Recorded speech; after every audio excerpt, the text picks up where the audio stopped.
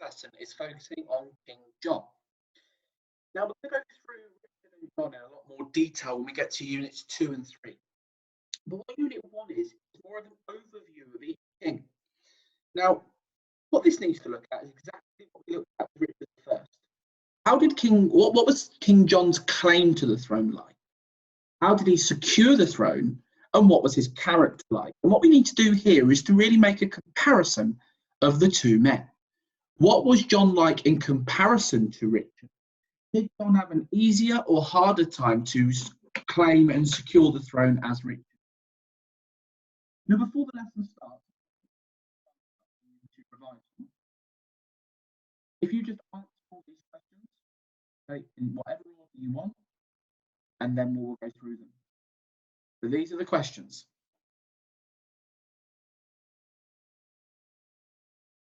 Now, one of these is one that you will add to at the very, very end, right? But these are questions that you should know as basic interleaving recall. What does primogeniture mean? Name 3 members of Richard and John's family. What did Richard become at the age of 14? Give 2 facts about a medieval village. Give 2 facts about a medieval town. Explain one way which Richard secured the throne.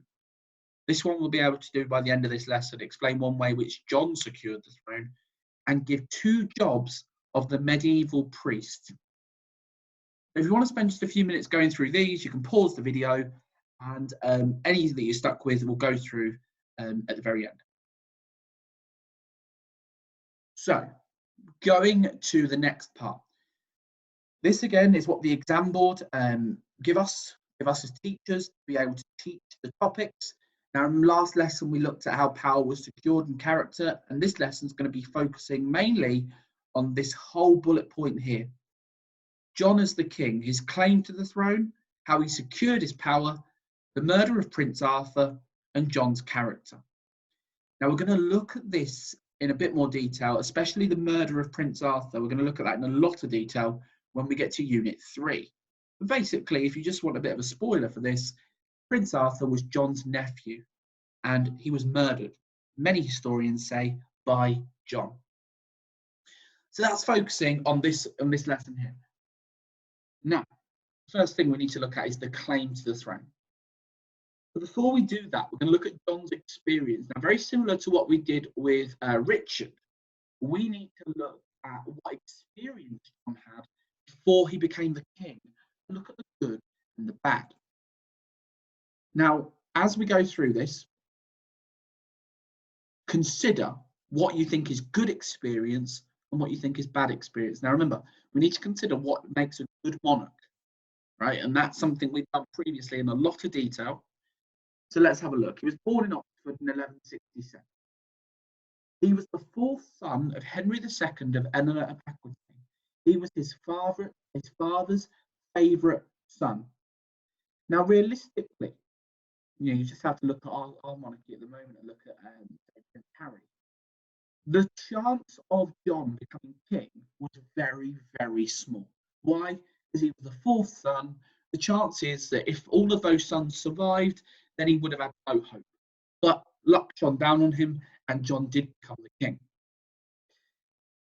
As he was Henry's 4th eldest son, it was not expected he would become king, as I just mentioned. John's 3 elder brothers would have learned skills of a knight. John had far less military training and would probably be prepared for a career in the church.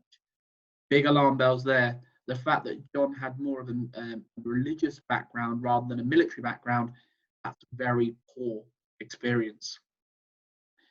He was interested in the law and books. He had a large library of French and Latin books, which suggests that he was very educated.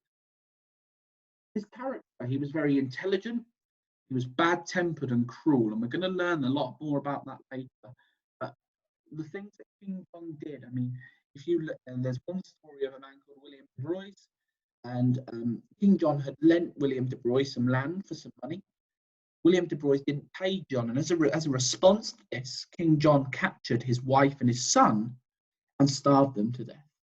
Just because someone who John really trusted, and many people consider William de Broye one of King John's closest friends. If King John was willing to do that to one of his closest friends' family, it shows that he was very ruthless, very cruel, He was insecure and suspicious of others, as we mentioned in this third point here. He found it difficult to trust people, and worse for John, people found it difficult to trust him. He was devious and disloyal. He went behind people's backs. Straight away, if we're comparing this to Richard, John has worse qualities in regards to his character and personality. Now, what experience did John have? So first of all, in 1177, Henry, his dad, appointed him King of Ireland. John visit him until 1185. Just think about that. John's been given power, but it took him 8 years to visit. Shows lack of loyalty and definitely lack of commitment. John went to war against brother, who would refuse Henry to hand over Aquitaine. So in 1183, John's dad was trying to get him more land. To do that, he was trying to take it off Richard, but Richard didn't have it, and John went to war against his own brother. In 1185, finally, John visits the area where he was king of. He travelled to Ireland, and it was rumoured that men in John's party showed little respect to the Irish lords and even pulled them by their beards. John tended to listen to younger men who travelled with him rather than the more experienced men who worked for Henry II. John rewarded his own followers and friends. The local Irish lords rebelled against him, and John suffered several defeats and was forced to return home. Right, now, there's so many bad things here, it's difficult to know where to start. So first of all, you could say that John's men disrespected the Irish, which was the area that John was king of. You could also say that John was inexperienced and did not listen to the more experienced people. John also had favourites. He only rewarded people close to him, not all the important people. This caused a lot of annoyance, and this is going to definitely come up again later on in this course. And then you can say later on is that the people of Ireland rebelled against him. But why is that bad? You're the king and people are attacking you. It shows that he hasn't got much hope. If he can't control Ireland, what hope has he got of controlling England? In 1189, John joined Richard's side in a war against his father. This is him being disloyal, okay? 1 minute he's fighting against Richard, the next minute he's fighting for Richard against his father. Why do you think John did? Very simple. In 1189, John probably knew that his father was close to passing away. So by joining Richard's side, he's going to get possibly more respect from Richard. And John hoped that when Richard became the king, that he would give him more land, which in 1189, John was made the custodian.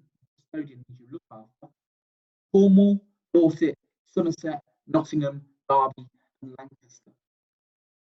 He was put in charge of looking after these areas to make sure taxes were collected. He was given an element of trust. 1190, when Richard left for the crusade, William de Longchamp was placed in charge of England. John was made to swear an oath not to enter England without seeking Richard's permission. That links back to last lesson, where John was effectively banned for 3 years. In 1192, Richard was captured on the way home from the crusade. John made an alliance with Philip of France and plotted against his brother.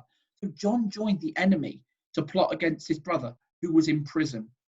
John spread rumours that Richard was dead and moved to seize, to take Richard's land in England.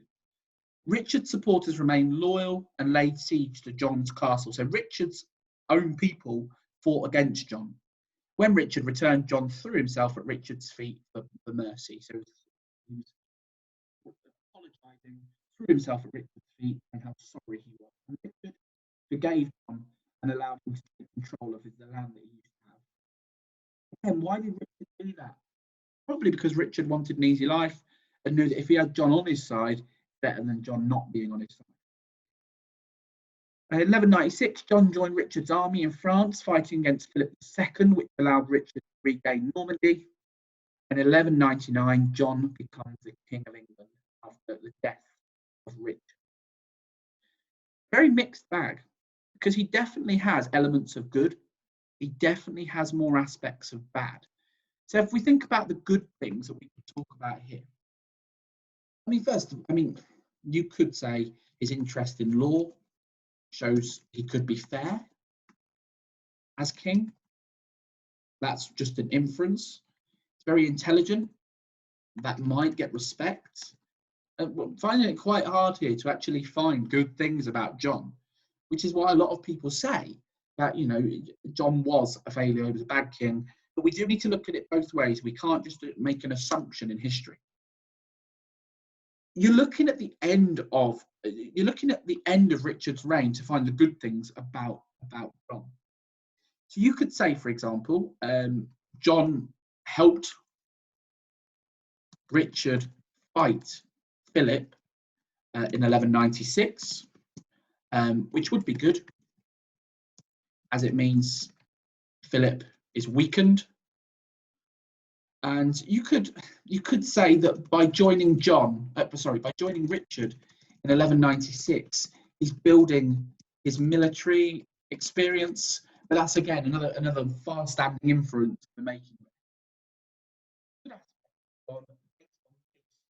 Very few and far between. That part, something that really has opened a can of worms. What can we say that is bad about John? So we've already mentioned about him disrespecting the Irish, but you could also say that people never expected him to become the king, which meant he had limited experience. A lot of his family were preparing him for a career in the church. You could also go on and say, what else? Well, he was bad-tempered. He was cruel, which we mentioned about that story of William de Bruys. You could also say that John had little loyalty. How can we say he was disloyal? Well, in 1183, he was at war with Richard. In 1189, he was joining Richard to fight his father, Henry II. And then you can go on and say, right, well, it gets even worse. In 1192, he joins Philip. John joins Philip while Richard is in prison. Now, this shows a lot about John. John joins the side of people who have the chance to win. John did not want to be on the losing side. It could cause significant problems. So you put there so many different aspects of disloyalty. The fact that he told people his brother was dead. That just shows that John would do anything for a little bit of power, because he was so inexperienced. Now, the next bit is John's claim to the throne. Exactly what we did with Richard's lesson. We looked at his experience. Now we're going to look at John's claim. Now, what you've got here are the 1, 2, 3, 4. You've got 6 statements about John's claim. Now, let's remember, right, first of all, what does claim actually mean? Claim means the experience he had to become the King of England. Now, technically, he had the concept of primogeniture. The only problem is he wasn't inheriting lands off his father, he was inheriting lands off his brother, who died in 1199. Now, to be the King of England, he needed support. So we're going to look at positives and negatives and do a little bit of explanation. So that we'll go through the statements first.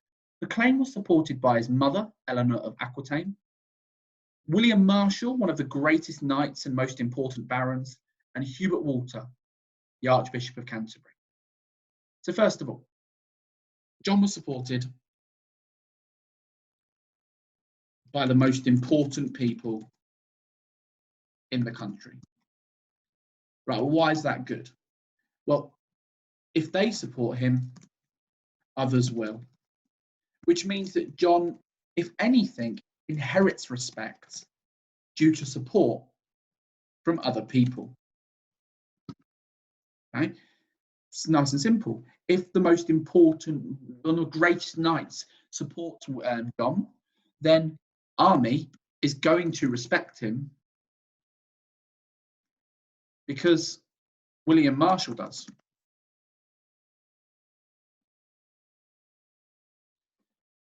So that's very much in John's favour. The next one, English and Norman barons wanted John as king. Normans held land in areas which were controlled by John. Now just remember, as King of England, you had parts of land in England and modern day France was sort of split in half. Now Normans would have held land in Normandy. Why would they want John as king? Well, the chance is English and Norman barons would have land in both areas. If they did not support John, they could lose their land. Now, does that mean that John got a good claim to the throne because he earned it, or that people were supporting him because they were scared of losing their livelihood? The chances it was probably both reasons at this stage, because John had no reason, people had no reason to totally hate John in 1199. So people followed John, gave him a chance, and they did not want to lose their own way of life. When John became the king, he was in the prime of his life at 31. He'd shown that he was a good warrior when he helped fight Philip in 1194 to 99. Well, that started in 1196. Being in the prime of his life basically means he has age on his side. He's energetic.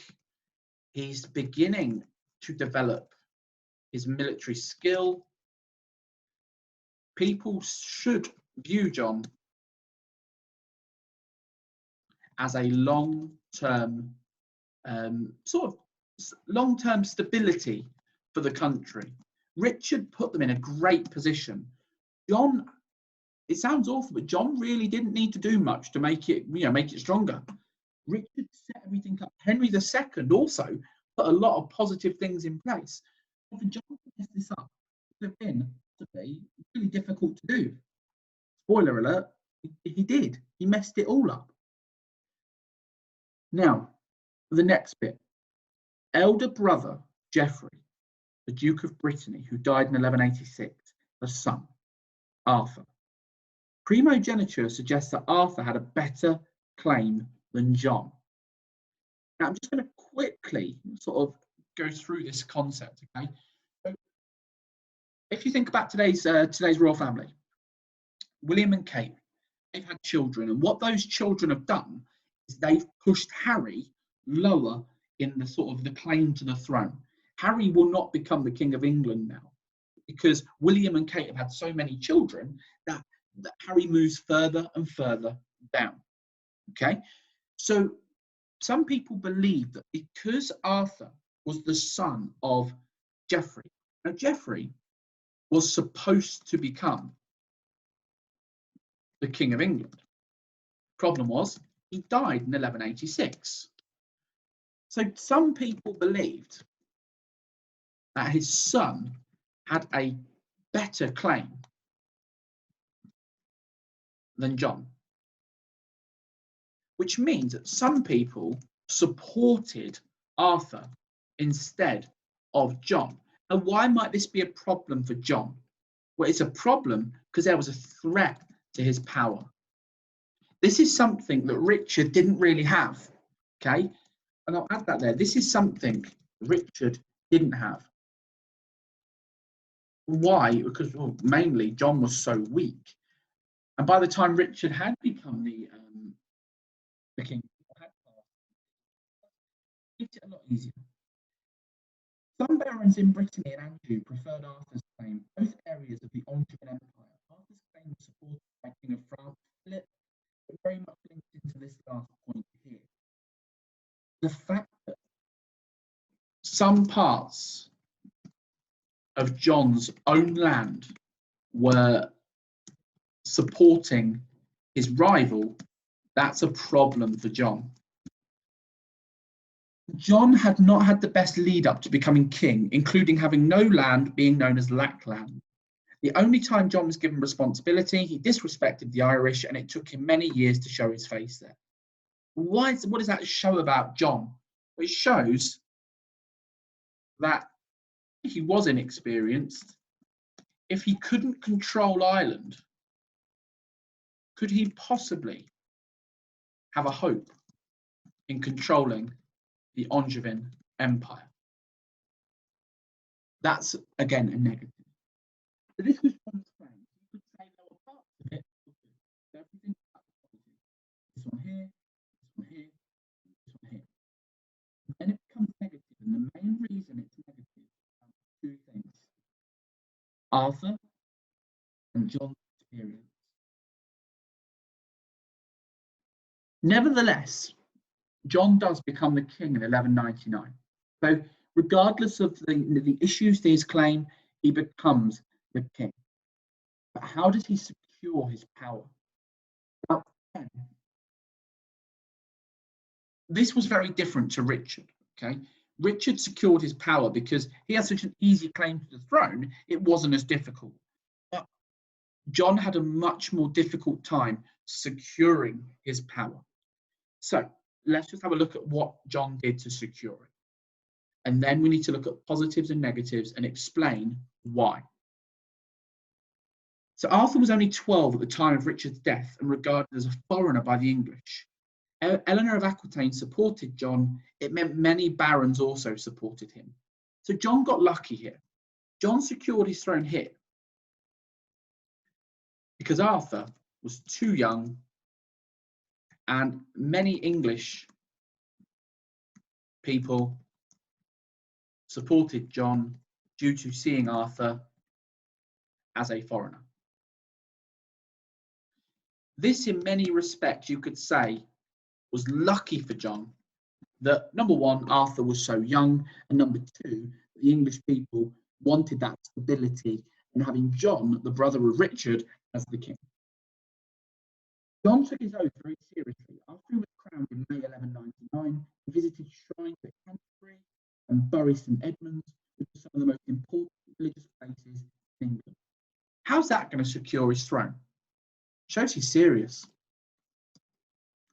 By taking the oath seriously, straight away he's going to gain respect from the people of England. That's important. By gaining respect from the people, it means that he might have less chance of them turning on him, especially as Arthur is still in the background. John appointed a loyal baron. Now, the king, you controlled everywhere. Now, Scotland was not controlled by John, but they were a threat. Why? Because they wanted to expand their empire, and to do that, they would take northern land off England. So by protecting the north, John keeps a vast amount of his land and gains respect from the northern barons. Shows that John cares just as much about the north of England as he does the south. This start, John kept a lot of rich men who served under him. As time went on, he began to remove rich men after a few years in power. Now, this is a mistake. At the start, it's great. Keeping Richard's men equals stability. But as time goes on, John replaces his men, his experienced team, with young, inexperienced men who are seen as John's favourites. Lack of experience is a problem, but also by removing experience, you could have a rebellion on your hands. Okay, you've got to keep the most important people on your side. In May 1200, John met with the French king Philip, and they agreed to a peace treaty called the Treaty of La Juillet. This stopped fighting for Normandy. John agreed to give some Angevin lands to Philip. John agreed to do homage to Philip, which was a huge mistake, as it meant Philip had a lot of control over John. And Philip dropped his control, dropped his support for Arthur. Now, why is this treaty so positive? Well, there's lots of reasons why that you could potentially say. You could say that by pausing fighting, it means that John can rebuild. You could also say that by Philip dropping his support for Arthur,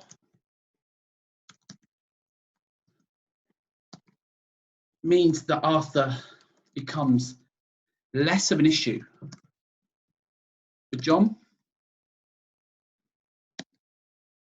And what John did, even though it doesn't seem very clever at the time, by giving Philip some of his lands, it means that Philip does not have the need to attack as much. Why?